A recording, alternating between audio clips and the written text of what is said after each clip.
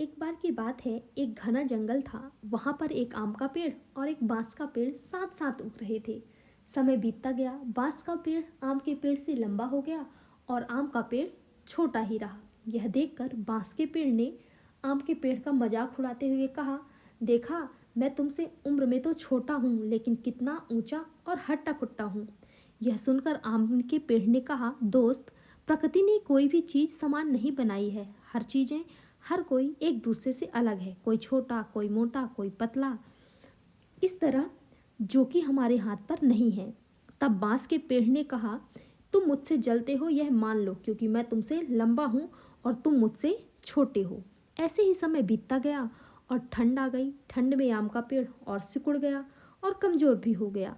यह देखकर बांस के पेड़ ने फिर उसका मजाक उड़ाया और कहा कि देखा, तुम तो इतनी सी ठंड भी सहन नहीं कर सकते, मैं तो हर मौसम में डटा रहता हूँ। यह सुनकर फिर आम ने कहा कि दोस्त, हम दोनों एक दूसरे से अलग हैं, हर किसी की इस जीवन में अपनी भूमिका है। धीरे धीरे सर्दियों का मौसम चला गया। गर्मियों का मौसम आते ही आम का पेड़ फलों से लद गया और उसमें चिड़िया तथा अन्य वन्यजीव आने लगे।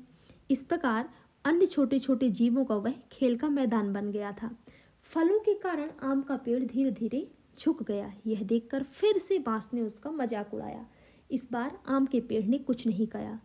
उस दिन कुछ यात्री रास्ते से निकल रहे थे। उन यात्रियों ने आम का पेड़ देखकर सोचा, आज रात यहीं बिताएंगे।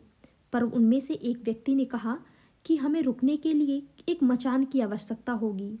तो वहीं पास में लगे बांस को उन लोगों ने काटा और उससे मचान बना लिया। इस प्रकार घमंडी बांस का अंत हो गया और आम का पेड़ फलता फूलता रहा।